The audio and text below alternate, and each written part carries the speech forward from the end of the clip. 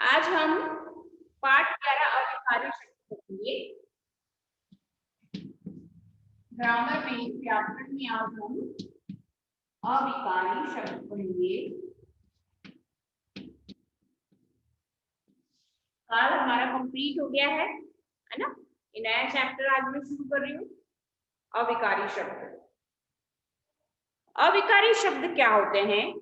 हिंदी में कुछ ऐसे शब्द होते हैं जिनका लिंग वचन कारक की दृष्टि से कोई परिवर्तन नहीं होता है। जिनमें ऐसे कई शब्द होते हैं, जैसे हम पढ़ते हैं ना, कुछ शब्द होते हैं और, एवं, या, तथा। तो ऐसे कुछ शब्द होते हैं कि जो चेंज नहीं होते। कोई भी लिंग हो। जैसे हमने कोई स्त्रीलिंग के दो शब्द लिए, रीमा और सीमा जा रही है, तो वहां भी और लगा, उसमें कोई परिवर्तन नहीं हुआ।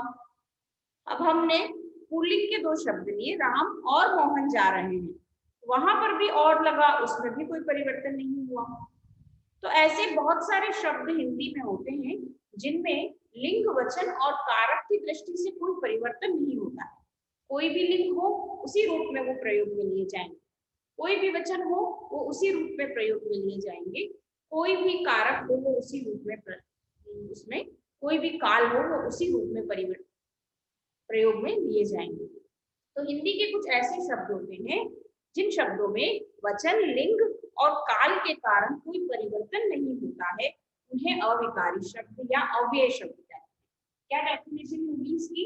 कि जिन शब्दों में परिभाषा होगी इसकी, क्या होते हैं अविकारी शब्द? जिन शब्दों में लिंग, वचन या काल के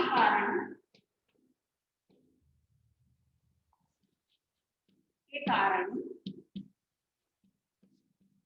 कोई परिवर्तन नहीं होता है,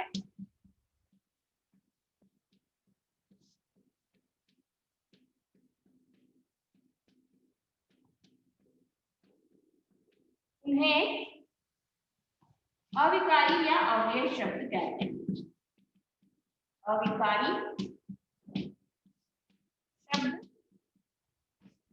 या अव्यय कहते हैं।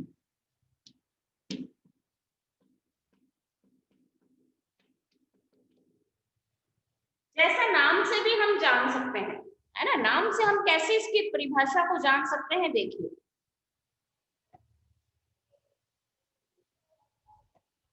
हम नाम से कैसे जान सकते हैं? अविकारी। विकारी का क्या अर्थ होता है? विकार का अर्थ होता है परिवर्तन, है ना। विकार, यहाँ क्या है इसके साथ? विकारी। विकार का अर्थ होता है परिवर्तन, किसी प्रकार का चेंज। अ यानी नहीं, अ उपसर्ग है जिसका अर्थ होता है नहीं, और विकार यानी परिवर्तन उत्पन्न होना, परिवर्तन, बदलाव। विकार रोग को भी कहा जाता है। विकारी यानी किसी तरह का कोई बदलाव, परिवर्तन। तो अ का मतलब नहीं, तो अविकारी यानी जिनमें कोई परिवर्तन नहीं होता। किस दृष्टि से? लिंग, वचन और काल की दृष्टि से, है ना।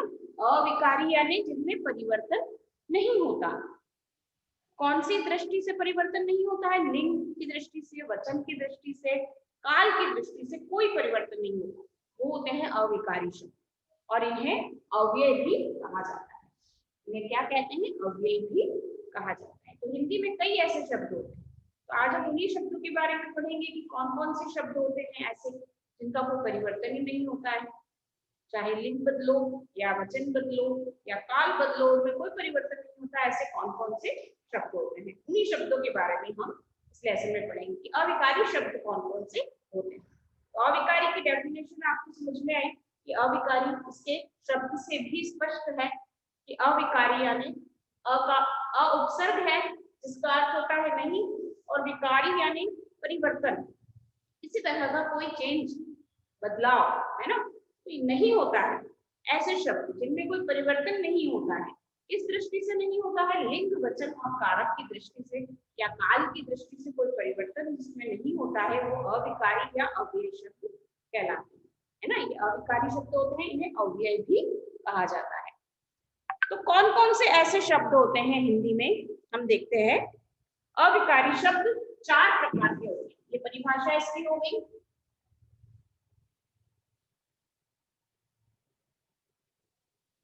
अविकारी शब्द 4 प्रकार के होते हैं। कौन कौन से होते हैं देखिए। पहला क्रिया विशेषण,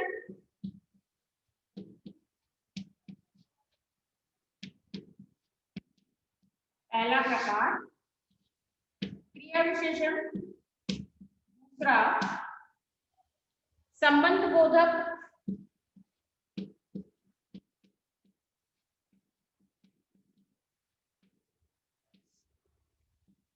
तीसरा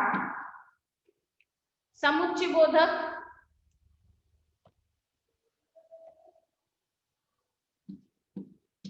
समुच्चय बोधक,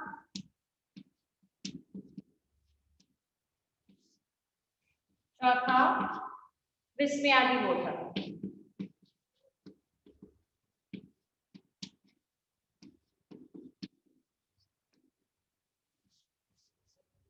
ठीक है, तो ये 4 प्रकार के अविकारी शब्द हिंदी में होते हैं।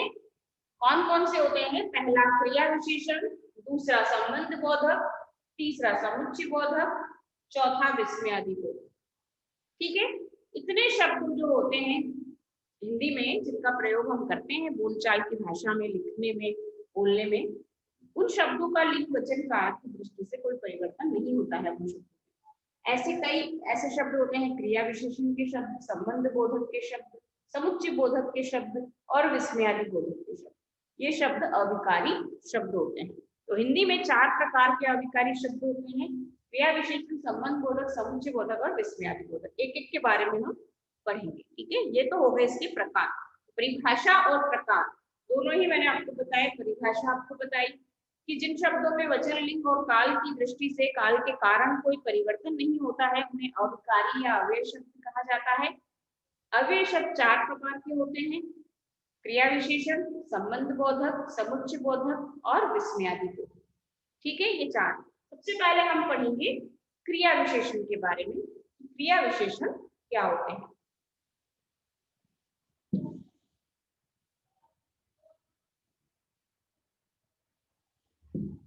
क्रिया विशेषण, अब इसमें नाम से स्पष्ट है ना, क्रिया और विशेषण 2 शब्दों से बना हुआ है।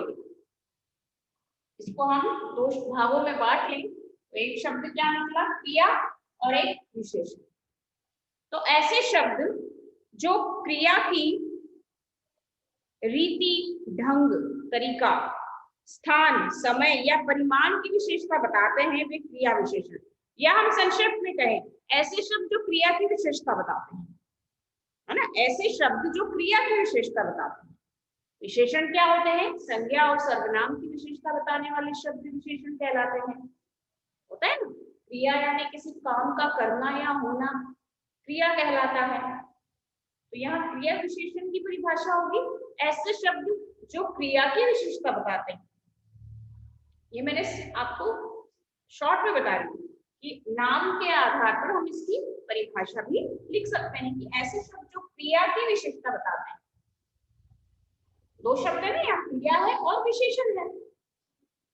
विशेषण किसकी विशेषता बताते हैं, क्रिया की, उन्हें क्रिया विशेषण शब्द कहा जाता है। अब क्रिया कौन सी क्रिया है, कैसी क्रिया है, क्रिया का ढंग क्या है, स्थान क्या है, समय, मात्रा, परिमाण, इन सब की विशेषता बताते हैं, उन्हें क्रिया विशेषण शब्द कहते हैं। ठीक है, जैसे यहाँ पर एक चित्र दिया है, बंदर इधर उधर कूद रहा है, हाथी धीरे धीरे चल रहा है। अब इन वाक्यों में जो इधर उधर है, धीरे धीरे है, ये क्या है, क्रिया की विशेषता बता रहे हैं। बंदर इधर उधर कूद रहा है, तो यहाँ पर जैसे आपने लिखा बंदर इधर उधर कूद रहा है, यहाँ पर क्रिया क्या है, कूदना है। कूद रहा है क्या है, क्रिया है, और कूद रहा है क्या है, क्रिया है। लेकिन क्रिया का तरीका क्या है, क्रिया कूदने का तरीका क्या है उसका, बंदर का इधर उधर स्थान उसका कह सकते हैं या तरीका कह सकते हैं, वह इधर उधर कूद रहा है। एक तो होता है सिंपल कूद रहा है, इधर उधर कूद रहा है, तो वह इधर उधर कूद रहा है, ये इसकी विशेषता हो गई। तो इधर उधर क्या होगा, ये क्रिया विशेषण होगा। क्रिया की विशेषता है इधर उधर, कूदने की विशेषता क्या है, इधर उधर, तो यह क्रिया विशेषण शब्द हुआ। इसी तरह हाथी धीरे धीरे चल रहा है, एक और उदाहरण इसने दिया है, हाथी धीरे धीरे चल रहा है ना। हाथी चल रहा है, ये तो क्रिया है, ये क्या है, सामान्य क्रिया। ये हाथी चल रहा है, क्रिया है, लेकिन क्रिया कैसी है, धीरे धीरे। क्रिया का ढंग क्या है, तरीका क्या है उसका चलने का, धीरे धीरे। तो यहाँ पर धीरे धीरे क्या है, क्रिया की विशेषता है ना। क्रिया की विशेषता दिखाई दे रही है हमको, साधारण सिंपल क्रिया नहीं है, क्रिया कैसी है, धीरे धीरे चलने की क्रिया। तो यहाँ पर धीरे धीरे क्या होगा, क्रिया विशेषण, क्रिया की विशेषता। तो ऐसे जितने भी शब्द होते हैं जो क्रिया की विशेषता बताते हैं, चाहे वो क्रिया के स्थान की विशेषता बता रहे हैं, कोई स्थान का बता रहे हैं, समय का बता रहे हैं, क्रिया का ढंग बता रहे हैं, है ना, क्रिया या कुछ और उसके बारे में बता रहे हैं, क्रिया के बारे में, तो वो सारे शब्द क्या होते हैं, क्रिया विशेषण के अंतर्गत आते हैं। ठीक है, तो इस आधार पर हम क्या कह सकते हैं, इस आधार पर कि जो शब्द क्रिया की रीति अर्थात ढंग, तरीका, स्थान, समय तथा परिमाण की विशेषता बताते हैं, उन्हें क्रिया विशेषण कहते हैं। परिभाषा एक बार देख लीजिए आप।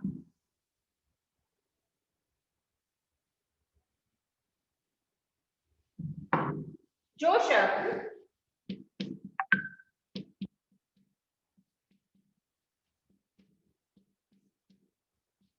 क्रिया की रीति यानी ढंग, स्थान, समय, स्थान, समय तथा परिमाण, परिमाण यानी मात्रा, क्वांटिटी जिसको कहते हैं ना, परिणाम नहीं, परिणाम और परिमाण में अंतर होता है। परिमाण यानी क्वांटिटी, परिणाम यानी रिजल्ट होता है ना। परिमाण यानी मेजरमेंट, कह सकते हैं माप तौल की विशेषता बताते हैं।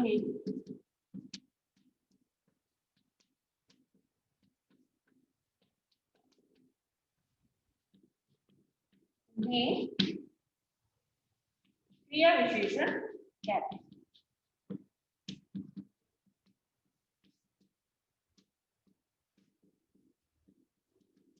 ये इसकी परिभाषा हुई। जो शब्द क्रिया की रीति, स्थान, समय तथा परिमाण की विशेषता बताते हैं, उन्हें क्रिया विशेषण कहते हैं।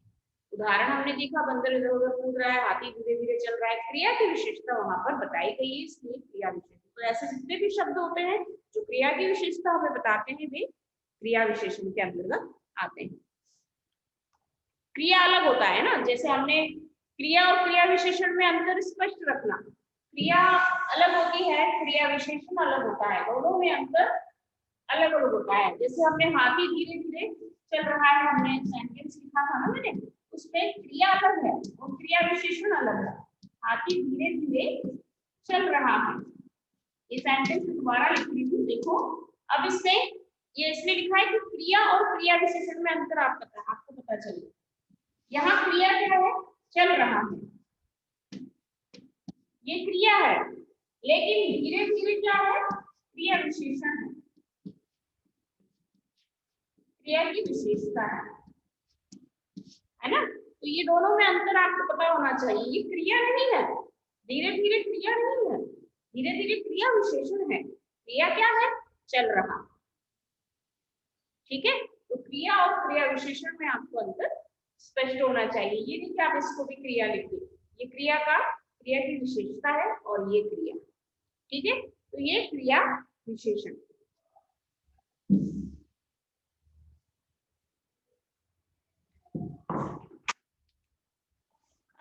विशेषण के परिभाषा स्पष्ट हुई, इसके बाद इसके प्रकार, कितने प्रकार के क्रिया विशेषण होते हैं। क्रिया विशेषण के 4 प्रकार इसमें बताए गए हैं।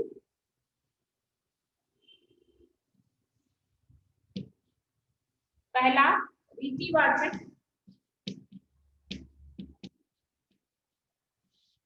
है ना, रीतिवाचक क्रिया विशेषण।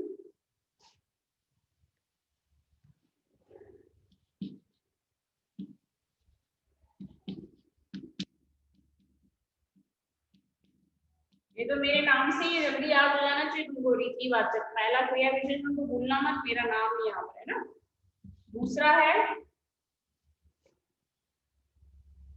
दूसरा कालवाचक,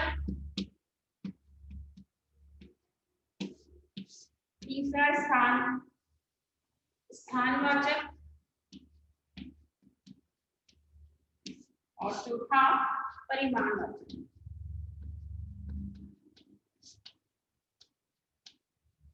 जो परिभाषा में हमने पढ़ा, परिभाषा में इन चारों के बारे में पढ़ा ना, कि जो शब्द क्रिया की रीति, काल, स्थान, परिमाण की विशेषता बताते हैं उन्हें क्रिया विशेषण शब्द कहते हैं। उसी के आधार पर ये 4 प्रकार के हैं। रीतिवाचक क्रिया विशेषण, कालवाचक क्रिया विशेषण, स्थानवाचक क्रिया विशेषण, परिमाणवाचक क्रिया विशेषण, ये 4 प्रकार के क्रिया विशेषण होते हैं, है ना। अब हम अलग अलग देखेंगे कि रीतिवाचक कौन से होते हैं, कालवाचक कौन से होते हैं, स्थानवाचक कौन से होते हैं और परिमाणवाचक कौन से होते हैं। ठीक है।